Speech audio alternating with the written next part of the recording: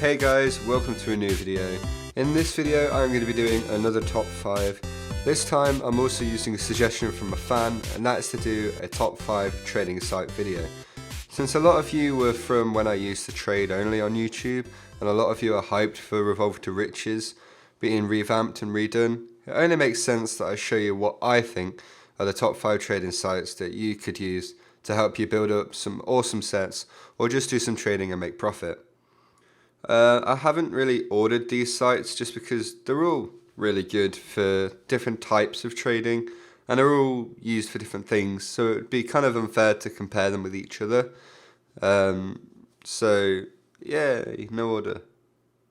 At number 5 we have the Steam Community Market. I know this technically isn't a trading site, but it can still be used to buy some items for discounts, and it's an easy way to get rid of items which may be taking a while to sell, depending on what kind of item they are. The drawbacks, however, of the Steam Community Market is that you can't sell like loads of items on here. You can sell stuff like crates, strangers, and vintages, stuff like that. You will have no trouble. Crates don't sell on the market. Well, they do, but it's quite difficult to actually make any money off selling them there. But stuff like hats can't actually be sold on the Steam Community Market, because then you won't have to craft them. So Valve might lose out a little bit there. So I can see how they did it. But yeah, it means if you have a hard to sell hat, you can't actually sell it on here, which, you know, means you might have to resort to a trade server or an actual site. I also I know that you cannot buy and sell metal on the Steam Community Market either. At number 4 we have Bazaar.tf.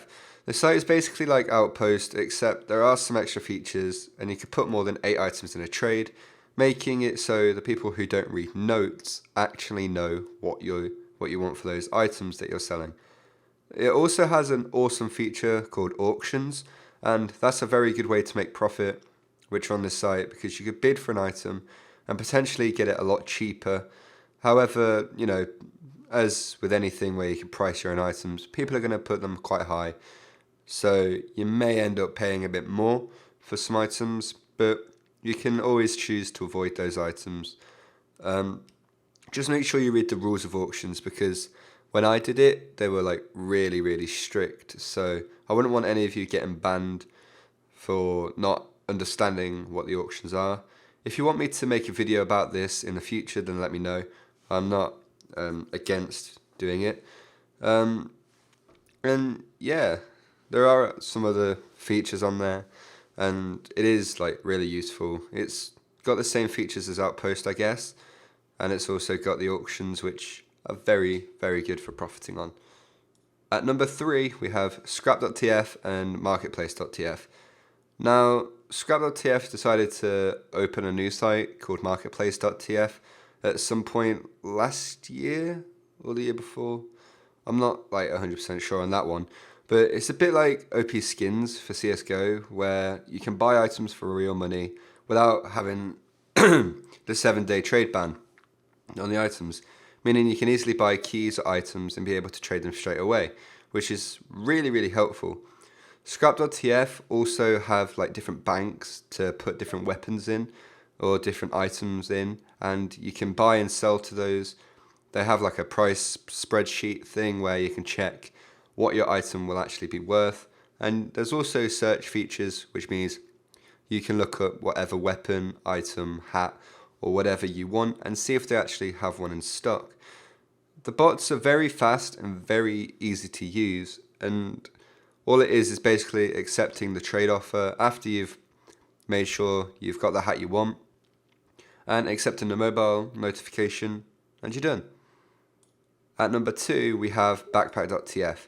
This site has a lot of things you can do on it, like lotto, price checking, and there was some other things. I think you can check like the top players' backpacks and stuff and price them all. There are loads of different spreadsheets for prices to check, whether you're checking unusuals, regular items, strangers, vintage, Australians, basically any item in TF2 that can be traded. This site has a price for it.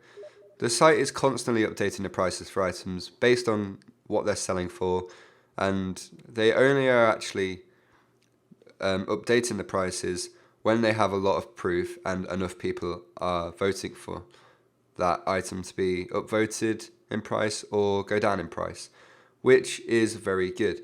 Backpack.tf also makes you available to advertise your items, so people can actually see what item you're selling and see if it's a good price compared to the actual price of the item. So if you sell an item on there for a little bit less than it's worth, then the chances you're more likely to get somebody to come to your trade and try and buy it off you, which is also very, very helpful.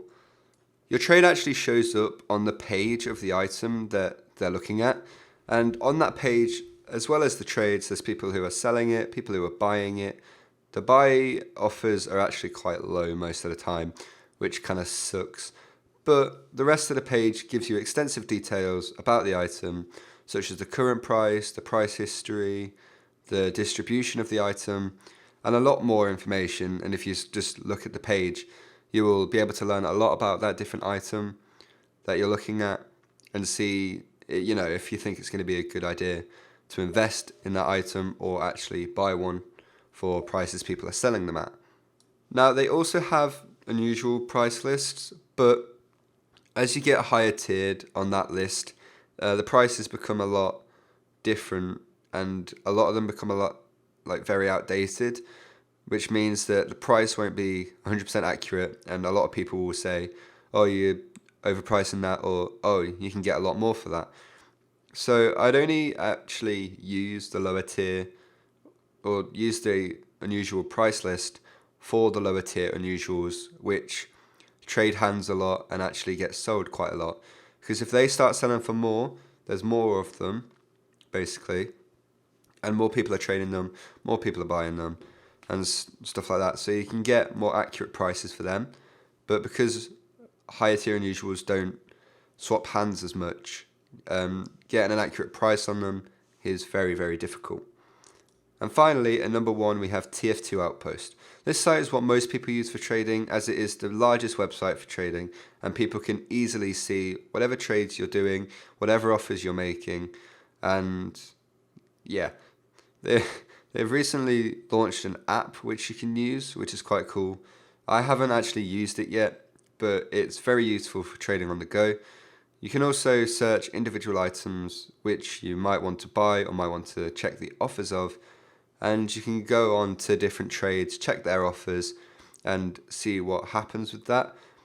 I've used this a lot to find offers on different unusuals to see if buying a certain unusual is actually a good deal or not, and if I should do it.